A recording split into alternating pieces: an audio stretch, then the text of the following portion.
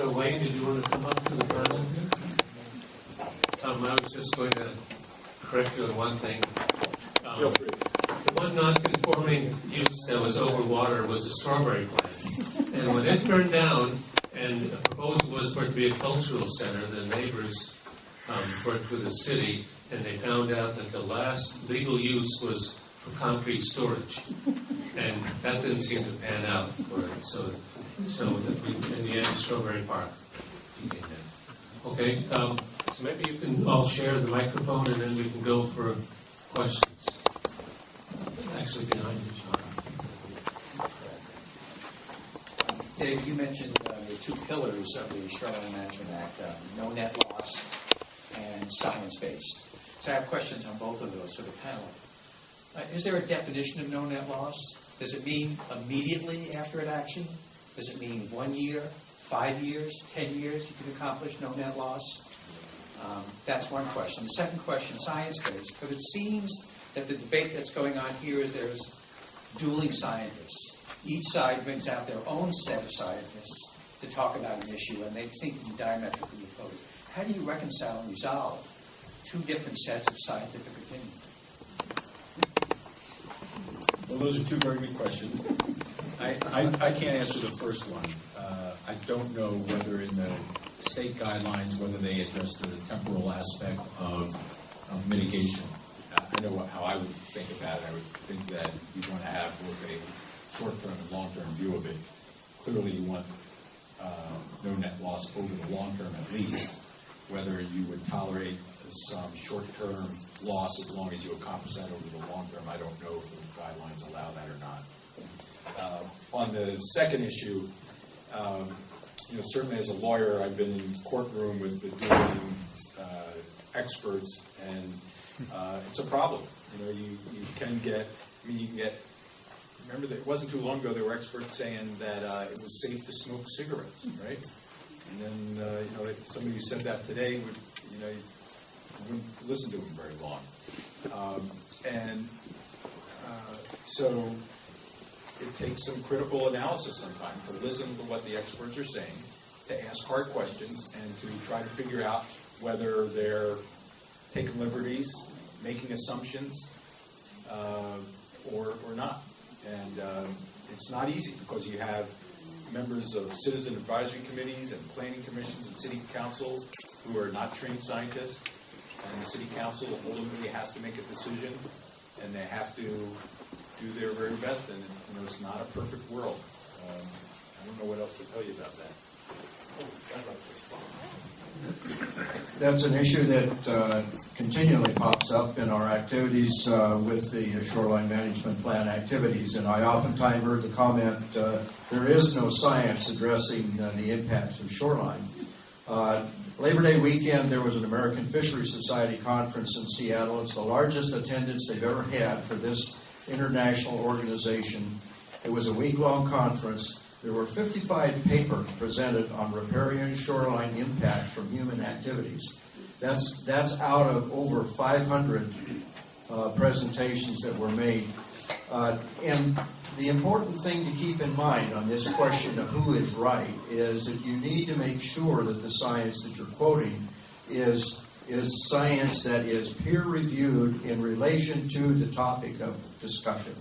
And you can take somebody who is a scientist from some other field and say, well, we've got this study and it doesn't prove anything. The important thing is if we're going to deal with fish, then it needs to be peer-reviewed by organizations that are understanding and have the research to deal with those answers. John? It's a question for Dave. I wonder if you could comment on the state Supreme Court decision. I think it was in response to challenge to the Whatcom County SMP. Maybe I got the county wrong, but basically, as I understood the decision, it said if you want to sue, you're going to have to sue the Department of Ecology rather than the local government. Could you comment on that? Well, I'm not sure which case you're referring to, but I think that would relate to the notion, as I was explaining under the state law, that the local governments adopt the plans, but then they're sent to the state for review and approval.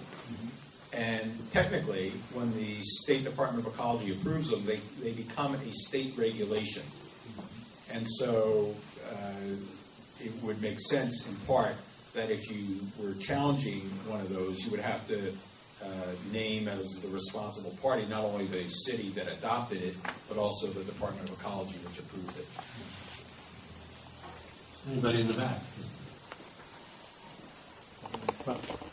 Thank you. It all gets down to the dollar, eventually. And so my question is in two parts, actually. I'm wondering how it would affect a home's cost of insuring that home or the resale value of that home if it were reclassified from conforming to legal non-conforming. What is your experience? That it has no effect.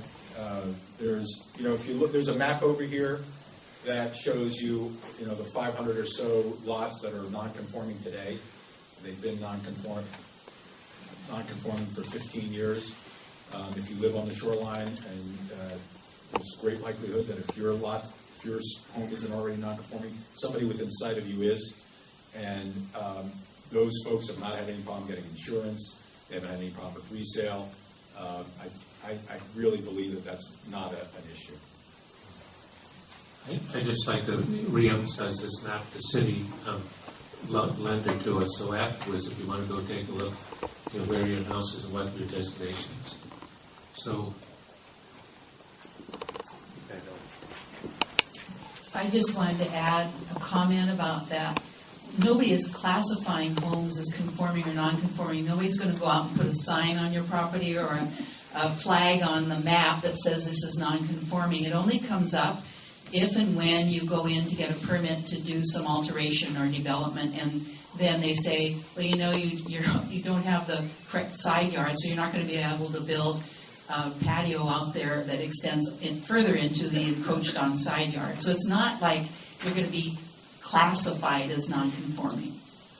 There's no scarlet A on your front doorpost. Well, actually, you won't be classified as non-conforming. However, property is about its highest and best use. So when you go to sell that property, especially an older property, people are looking at it for its redevelopment capabilities, your ability to remodel it, your ability to maximize the utilization of the property. So actually, there is a big scarlet letter because people do go and find out, what they can do with the property. And so, like one of the things that David mentioned, so if you're non-conforming and becomes even more non-conforming, and it has a multi-story property, if I, for instance, wanted to buy one of those properties, I would not be able to assume that I can maximize the size of the lot. If I chose to do it voluntarily, I would have to actually decrease the size of the lot, of the house. If I chose to remodel the house in a maximum way, and I wanted to keep the same footprint, one of the other things he mentioned was that I might have to move 50% of that property back away from, the shoreline. That may or may not be optimal for view, utilization of the property, your ability to access the property depending on the topography. So all kinds of things come into play. And I guess at a very broad level, by making these changes, and I'm a property owner and I happen to own on waterfront, and I just went through a remodel where it was quite complex. I have limited confidence in the ability for our governmental agencies to accommodate the uniqueness of the property, because it was like a Rubik's Cube that I tried to solve for, and ultimately threw up my hands and, just did a small remodel. So I think the thing that I would like to remind everybody is that when you're changing the zone, basically zoning, and I can't remember who mentioned that, you're actually talking about a taking of property. So it's no different than somebody designating a property as a conservation easement. To do that, somebody is taking those rights away or giving those rights away in exchange for economic value.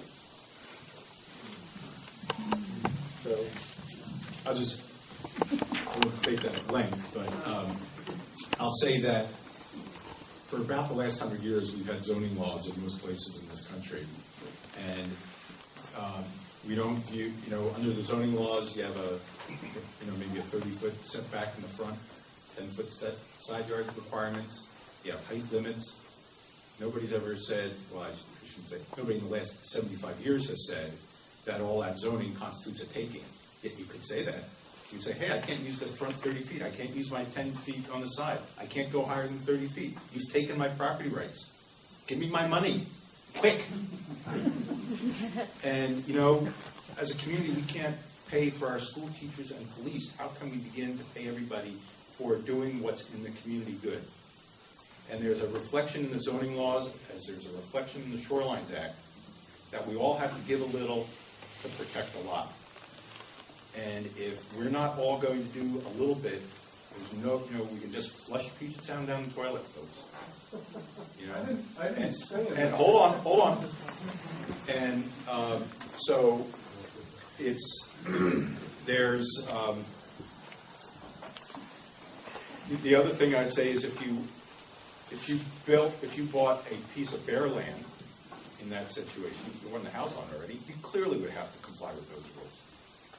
If you bought a piece of vacant property, you have to comply with today's rules. So the question is, okay, if you're going to tear down your house, so you basically have a piece of bare land again, do you have to comply with the rules? Like your neighbor does, who maybe doesn't have a house on there to begin with. Your two properties now look identical. Neither has a house on it. One never did, the other you tore down. Do you have to apply by the same rules? And the compromise that's been worked out is to say, if you tear down your property, we're not going to make you apply by the rules that your neighbor with no house has to comply with. That person can't put 50% of their house into that protected zone. You can. So there's actually, I'd say rather than taking the property rights, actually it goes the other way. You're going to be given a benefit that your next door neighbor with no house on their property can't have at all. Yeah, right here. Or, I'm sorry, Charles, you're the MC. You want to say one thing? Yeah. To use your example, you're also saying that the value of the property was diminished by the controlling factors. Okay, so you said, I have to comply, be fully conforming. By saying that I have to be fully conforming or modifying the conformance that I'm already in, I'm diminishing what I can do with the property. All I'm saying is that there's a balance with trying to do the right thing for the community and our region, and trying to balance that with allowing people to use property that have either owned it for a long period of time or before the regulations took place to what they intended to use the property for. So I'm just saying there's a balance. Yeah, and I think that's what the 50% rule is for. That was the balance that's proposed. Charles, you're in charge. Spelled with green. Curtis, I guess I have a question for you. In one of the documents that your organization or the organization that you work with publishes called the Guidance for Protection and Restoration of Nearshore Ecosystems in Puget Sound, you identify some criteria for setting up a very effective program. Two of those criteria identify, does the project have a clear performance measure, and does the project have a rigorous monitoring plan? Since I've been studying the SMP program, I can't see the monitoring plan that's in place to make sure that any change in the regulation that is proposed to be effective today, changing the number of non-conforming properties from 35% to 50%, how will that be monitored from this point forward so that 7 years from now, a decision isn't made to make the non-conforming properties 75 or 100%?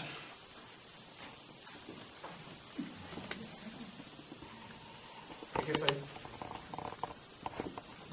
So your point is that you want to see monitoring built into your community's shoreline management plan updates? I guess my understanding of the program that you're involved with suggests a very important criteria of any of those programs is a monitoring effort. To say, you know, are the changes we are implementing today effective? Do they go overboard? Are they insufficient? Or are they just right? I see no such thing in the SMP program. I see no money being allocated to an ongoing monitoring program. I see no indication that there is a program that is in place. I see no indication that for the last 7 years there's evidence that says there has been detrimental effects to, you know, the ecological situation in the Sound 7 years ago versus today. My question is, without that, first of all, am I wrong? Is there such a monitoring program? And if so, could somebody please explain it to me? And if we don't have such a monitoring program, how can we be certain we're making the right decision? So certainly at the scale of Puget Sound, there is monitoring. The Puget Sound Partnership has a series of indicators that are being monitored, and we can say things about the health of Puget Sound, and that would tell us that the health of Puget Sound is not increasing. It is getting worse. I think if we talk to tribal fishermen and ask them about the health of Puget Sound salmon stocks, they would be able to tell us that Puget Sound salmon stocks are not recovering. They are getting worse. So while there is not, to my knowledge, monitoring built into this specific shoreline management program update, would agree that that would be an important thing to do, and if Bainbridge Island wanted to raise the revenue necessary to pay for that, and the community found that valuable, then that would be important to do. Certainly when our program makes investment in restoration projects, which is what the reference that you're citing was specific to, we want to make sure that the restoration projects we build work, that if they don't work, we figure out why, so we don't make those same mistakes again. That's the context for the citation that you provided there. So, That same philosophy isn't valid for this legislation that's being in consideration? I would say that given the resources to do that, we should be doing that. Do we have the resources to do that? Do we have a program? Is there even a program suggested? Maybe we have this whole beach sanding. I don't know if everybody wants to talk about And a salmon monitoring program. And where are the statistics to show the changes? They're from 7 available years from the ago to city. today? Citizens Where have are been they? involved with Where are a they? salmon monitoring So program. where are There have they? been public meetings that you could read on the calendar and go to. Where are the statistics? You can go to the Washington Department of Fish and Wildlife. They have several sites that you can go to on their website, and it shows what the monitoring programs have been accomplishing and what it's showing in terms of results. And the shoreline monitoring that has been ongoing concerning the nearshore habitat is a recent grant that was provided by the state, where they have been doing intensive monitoring of the areas, particularly in South Puget Sound, where we're looking at the issues concerning shellfish, intensive shellfish culture on the shorelines. Those figures are available. It's a matter of going to the state and asking for that information. Freedom of Information Act, you can gather that information. There is reliable data that shows that there has been a significant change in the health of Puget Sound. And one of the most important factors you need to keep in mind is that at the present time, the population of wild salmon in Puget Sound is 7% of what it was historically 150 years ago. Those are numbers that are available. Maybe you could talk to Wayne later on, because we have other people with questions here. If I could, to continue that question a little bit. My name's Deborah Nick. I'm a member of the city's Environmental Technical Advisory Committee.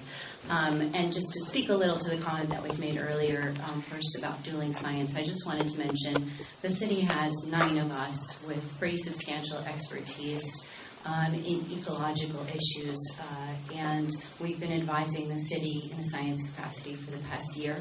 So there are scientists that are helping with this process and working as hard as we can to work with the citizen groups, with City Council, with Planning Commission, to answer their questions, to develop white papers, to review the regulations that will be promulgated by the city. So from that perspective, I think there is good science in this process.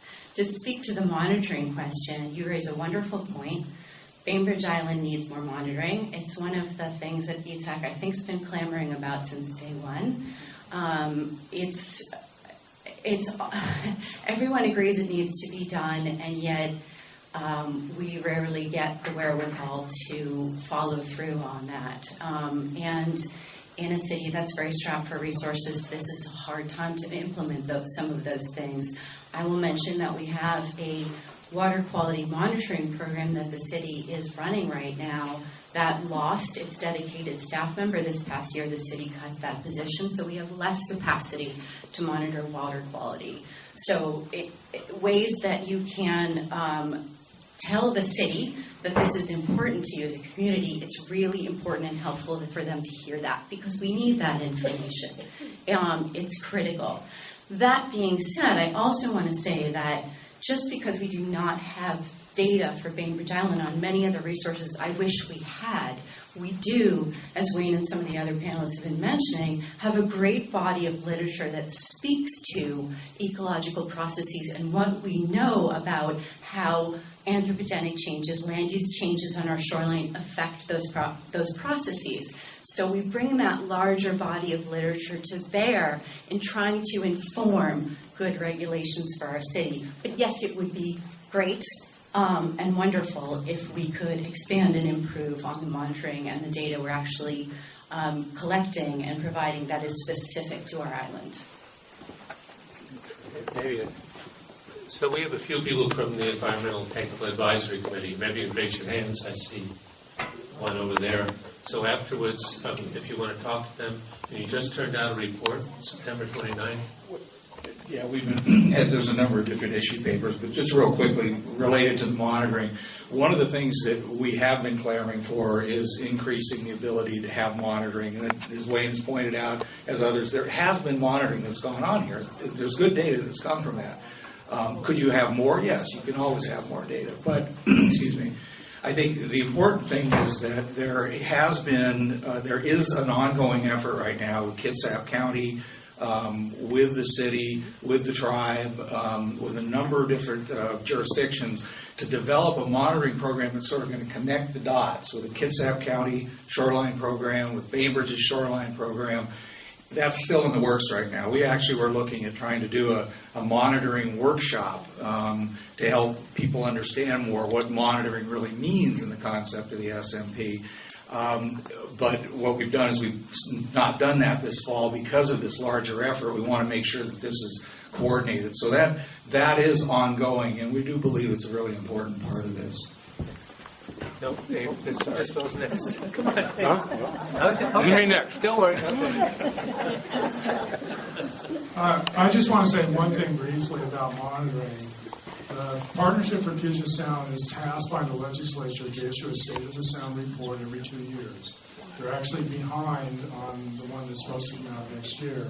But the most recent one came out in 2010, and it has very extensive data on indicators of increasing health of the sound and decreasing health of the sound. And it's readily available online, and I encourage all of you to read it. So how do you get there? I cannot tell you the link right at. Can I just write in People for Puget Sound? If you write in David Dick's State of the Sound report, that will get it. Also, you can just put in PSP State of the Sound 2009, and that will get it. And I will say that I don't want to go into what the indicators are, but it's about 50-50, things getting better and things getting worse. And I think it's really great for everyone to read because it takes some of the fear and hysteria out of it. And there is really a lot of monitoring going on. Dave, did you want to say something? Yes.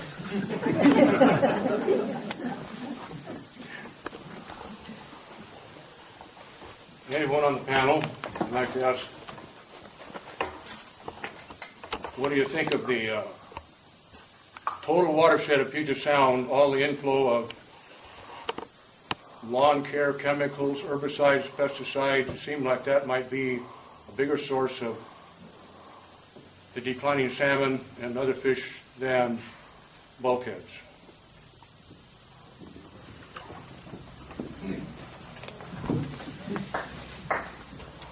So I will agree with what David said earlier, which is that stormwater runoff is one of several major threats to the health of Puget Sound, and is one of the ones that we have the least handle on. So I agree with you that runoff from lawns, roadways, parking lots is a very major threat to Puget Sound, and we're not doing nearly enough about it. We don't have the tools to manage it. I will also say that on historic and ongoing habitat loss, eliminating habitat for fish and wildlife directly through development actions also impacts the health of Puget Sound. I will not say that there is one single thing that we could do to restore the health of Puget Sound. I think we all understand that it is a very complicated problem, and that I need to do what I do to restore Puget Sound, to make advances in restoration against this known loss that David spoke of. That local jurisdictions need to do what they can do to prevent further loss, and all of us need to manage our own properties in ways that don't put pollution and poison into Puget Sound. As landowners, as citizens, as elected officials, as public servants, there's something in this for all of us, and I won't succeed if you don't succeed. What about banning the sale of those chemicals at the stores so they're not used off the market? So, so the suggestion was, why don't we simply ban herbicides and pesticides and chemicals? And that has been tried, and people have said that's an excessive intrusion of the government into people's rights to grow roses. But some things have changed. The legislature banned the use of copper in brake pads last legislative session. Copper is a very dangerous chemical to fish. And when we put copper on our brake pads and we hit the brakes, the copper dust goes on the pavement, and the pavement and the rain washes the copper. So some of the most onerous things we have been able to control because we can show direct cause and effect linkages. Other choices people are going to have to make on their own, and we're going to have to tell people that putting Roundup in your yard is bad for fish. If you want to put Roundup in your yard and kill some fish, then that's your choice. No. But, thank you for that. But people need to be able to make that choice without, in this case, the public would likely find it unacceptable for us to completely ban all herbicides and pesticides that are commonly used. I don't agree. I'd like to make a comment. I have a T-shirt that I wear and I dearly love, and it says "Save Our Rockfish," and save our rockfish. Okay. And it's amazing how many interesting conversations wearing that T-shirt has generated. In general, there's a very large number of fish species which are in very parlous shape in the Sound. Lots of commercial fishing has really dropped to essentially nothing.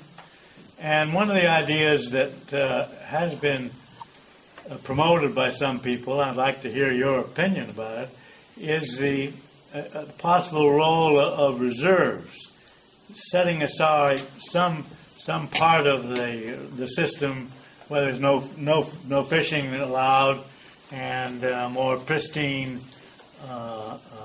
environment is created. What do you think of those ideas? Do they have any role to play maybe in Puget Sound? So your question goes to what I call marine protected areas or aquatic reserves. In places where citizens and tribes who have the right to fish in those places can agree on setting those places aside. I think they can be important tools for conservation. But in places where we have tried to institute marine protected areas or aquatic reserves without citizen support, we failed. That it was tried in San Juan's and failed. So it's clear to me at this point in time, given the sort of political climate and the realities of the world we live in, marine protected areas, while obviously if you set aside areas that provide nursery space for fish and give them a place to hide. That's going to be beneficial to them. But people will have to agree on those, including tribes that have long-held rights to fish in large parts of Puget Sound. If any of you have been watching the PBS series on prohibition, there was a comment, I believe it was last night or the night before, that they were passing all of these laws that was dealing with prohibiting the use of alcohol. The problem was there was no enforcement. We have the same problem with our fisheries resources. We have all these rules and regulations concerning sport fishing as well as commercial fishing. We have no enforcement.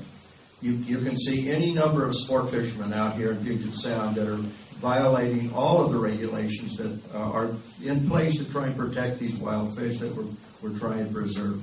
So it's a real dilemma that we have. And in terms of the rockfish issue, I attended an environmental workshop last Saturday, and there was a presentation from a scientist from the University of Washington, a geophysicist and a marine environment specialist. And his closing comments was on the issue, and he was focusing on climate change. His closing comments were in relation to carbonic acid in the ocean as a result of carbon in the atmosphere. 50% of our coral reefs of the oceans are dead. And when those coral reefs are gone, all of the fish are going to be dead.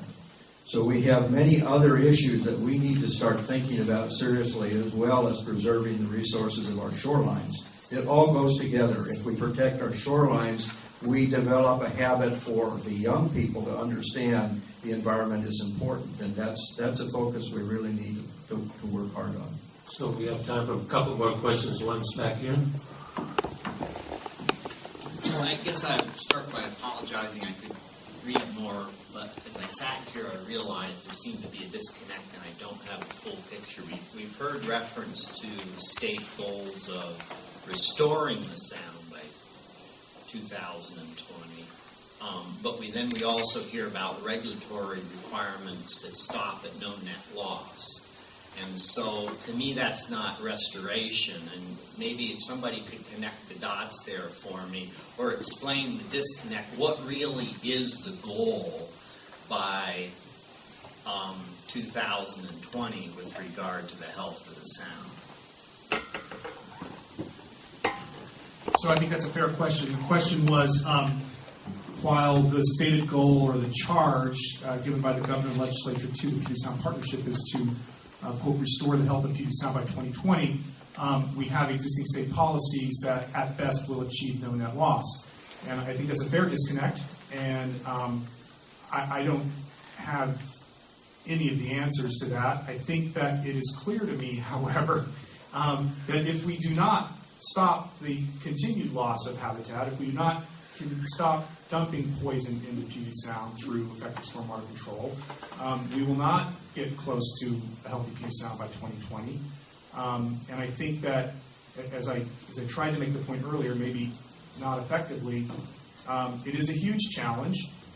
Part of the answer will be strategic investment in restoration projects that really work, that are sustainable in the long term, that enjoy the local support of landowners, often occur on public lands, that local communities do their part to effectively steward their shorelines, that private property owners do their part in managing their use and consumption patterns. I think we can all agree that it's a very lofty goal, particularly given the political and economic situation of our state government at this point, to assume that Puget Sound is going to be all good by 2020. I will be pleased to see that some of those indicators that were referenced earlier are pointing in the right direction by 2020, and that we have not continued to make the rest of Puget Sound look like what it does between Tacoma and Everett. So we've got one more question. Somebody on the panel could help me understand this. If you had a cottage that was currently located at, let's say, a 50-foot setback from waterfront, and that area was suddenly designated as 75 feet, and what your goal was to, if it was a 1,200 square foot building, and you wanted to go up on a second story. From what, David, you've explained, that would no longer be acceptable under the new guidelines. But what I'm unclear on is how would that have any kind of an impact on the shoreline, if a detrimental impact on the shoreline, if you're simply trying to go up and add a second story because you're suddenly now legally non-conforming? I think part of that is the idea of what I said earlier about over time. So the premise of your question is that the science says that we'd rather not have structures in that first 75 feet. We've learned enough. We understand that that's not a good place for that structure. That is providing that first 75 feet is providing some important value to the shoreline. So then the question is, okay, well, we're not going to require you to tear down your house. But do we want you to make it even more difficult in the future for you to think about changing it? And if it's a one-story cottage today, but next year you turn it into a 2- or 3-story building, is that going to make it easier or harder over time to get that building in a different place? And I think the idea is the more investment that you allow people to make in a building that's hurting the environment, that's in the wrong place, that's not moving in the right direction. And so we'll let you rebuild it as it is, but we're not going to let you make it even more substantial. I think that's the reasoning. Okay, I'd like to thank all our speakers and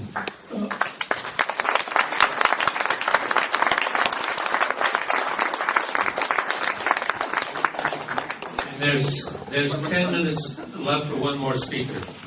That's me. And I'll just try to make it fast because we're getting there. I was on the Shoreline Master Plan back in... Oh, yeah, thank you. That's what I noticed David didn't have to because he's a good lawyer and they never have to use that. I'll sit down. I'm just going to read one line out of this Shoreline Master Plan that we're currently under that was actually went from 1990 finally to 1996. Public participation activities during the development of the Shoreline Master Plan included 5 monthly shoreline work group meetings open to the public meetings which were held on September 24th, 1991, that's 20 years ago, and April 13th, 1993. More than 200 residents attended the 2 public comment meetings. And even though it's 20 years ago, I remember it pretty well because there were a bunch of angry people out there in the high school library. And in fact, the planning director at that time was hiding behind the bulletin board and I said, you have to come out. And she said she had never seen this side of Bainbridge Islanders. And my guess is you too, coming to any of these meetings, will have some pretty strong opinions, and I hope you come with strong opinions too after listening tonight, looking at the plan, because you shouldn't be intimidated to speak up when all of a sudden others have said, well, they don't really like that idea. Just like tonight, we had some nice going back and forth. People said, well, this is my idea, so on. But I think when I get up to talk in front of the council or the planning commission, what did I listen to back then? I don't really recall, but my best guess is facts from fellow citizens. I hope tonight you got a little bit of the scientific theories and you can start thinking about some facts to present to the planning commission and to the council. Personal observations. Hey, I've seen Eagle Harbor deteriorate. The SMP, we talked about monitoring, but I think a lot of you who have been here for a while have seen different things happen. And those are actually valid things to get up to talk about. Those are scientific, maybe not with peer review, but your observations. How you would like the shoreline, the SMP, to speak up to something that you really love about the shorelines. Think about what you love about shorelines and think about how you might protect these. You might say, why are these legislations? But I still remember David Brinklin talking to one of the environmental councils conferences saying, hey, legislature is where everything is going to be. This is a blueprint for the future. What all these words are going to be interpreted by staff. And so it's so important for you really to start thinking about how you'd like that SMP to look like. You might say, hey, I just want to launch my kayak at this road end, but it's all blocked off. Why aren't you protecting the road?